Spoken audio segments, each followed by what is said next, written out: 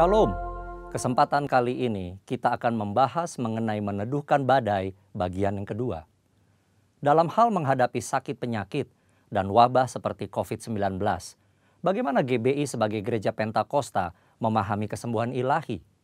Salah satu butir pengakuan iman GBI berbunyi, kesembuhan ilahi tersedia dalam korban penebusan Yesus untuk semua orang yang percaya.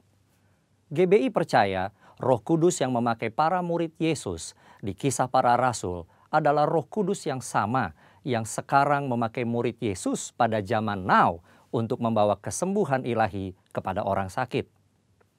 Ada beberapa penyebab mengapa seseorang tidak disembuhkan secara ilahi. Lebih lengkap dapat saudara baca melalui artikel link di caption video ini. Dr. French Arrington dalam bukunya Doktrin Kristen Perspektif Pentakosta menjelaskan, baik Alkitab maupun pengalaman tidak mendukung pernyataan bahwa mereka akan disembuhkan dalam setiap situasi. Dari sisi manusia, kekurangan iman menjadi suatu faktor. Dari sisi Allah adalah berkuasanya kebijakan dan kehendak Allah. Saat ini Allah masih menyembuhkan orang sakit. Tetapi penyembuhan sekarang bukan puncak penyembuhan atau penyembuhan tertinggi. Puncak pembebasan kita selaku orang percaya dalam Kristus terjadi pada kehidupan mendatang. Penyembuhan saat ini adalah suatu tanda dan pencicipan lebih dulu akan penebusan tubuh kita di masa depan. Penebusan kita saat ini hanya sebagian dan penyakit masih terus terjadi.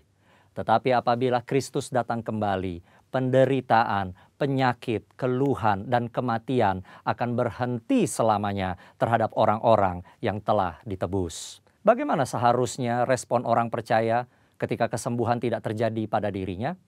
Ikuti apa yang Paulus lakukan. Ia menerima bahwa duri dalam dagingnya yang dapat dikatakan sebagai penyakit dengan hati yang rela, meski Tuhan tidak memberi penjelasan atas semuanya itu. Bahkan ketika Paulus tidak dapat memahami cara kerja Tuhan, ia meresponinya dengan sebuah pengagungan. Oh, alangkah dalamnya kekayaan hikmat dan pengetahuan Allah. Sungguh tak terselidiki keputusan-keputusannya dan sungguh tak terselami jalan-jalannya. Sebab siapakah yang mengetahui pikiran Tuhan? Atau siapakah yang pernah menjadi penasihatnya? Atau siapakah yang pernah memberikan kepadanya sehingga ia harus menggantikannya? Sebab segala sesuatu adalah dari Dia dan oleh Dia dan kepada Dia, bagi Dialah kemuliaan sampai selama-lamanya. Ketidakmengertian kita akan pikiran Allah justru membuat kita lebih dalam menyembahnya. Dr. French Arrington menjelaskan dalam textbook Doktrin Kristen Perspektif Pentakosta demikian. Untuk melihat Allah yang hanya bekerja melalui penyembuhan-penyembuhan luar biasa, membuat batasan palsu terhadap kuasa Allah. Segala sesuatu yang baik berasal dari Allah. Pengetahuan medis dan keterampilan para dokter dan perawat adalah dari tangan Allah yang beranugerah. Allah berkarya melalui sarana-sarana, baik yang alami maupun supranatural. Dia berkarya dalam menanggapi iman dan doa umatnya. Dia juga melakukan penyembuhan melalui para dokter dan perawat. Kita harus menggunakan diri kita akan sarana-sarana apapun untuk sarana-sarana penyembuhan yang telah diberikan Allah. Doa dan pengurapan minyak memiliki tempatnya sendiri, tetapi doa dan pengobatan medis tidak saling bertentangan.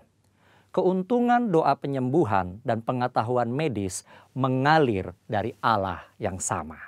Bagi GBI, kesembuhan ilahi adalah salah satu bentuk berkat keselamatan. Keselamatan manusia, itulah yang terpenting. Inilah juga yang dilakukan oleh keluarga besar GBI Jalan Jenderal Gatot Subroto, Jakarta. Melalui Healing Movement Crusade, pemberitaan keselamatan selalu menjadi agenda utama. Pelayanan kesembuhan ilahi adalah tanda-tanda yang menyertainya.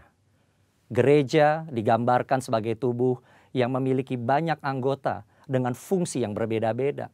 Tiap insan gereja dan hamba Tuhan diharapkan memberikan kontribusi bagi masyarakat sesuai karunia masing-masing, khususnya dalam menghadapi wabah seperti COVID-19.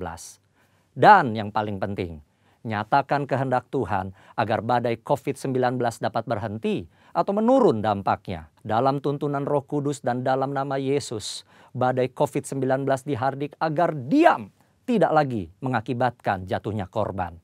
Kuasa Tuhan akan dinyatakan dan banyak orang akan diselamatkan. Tuhan Yesus memberkati.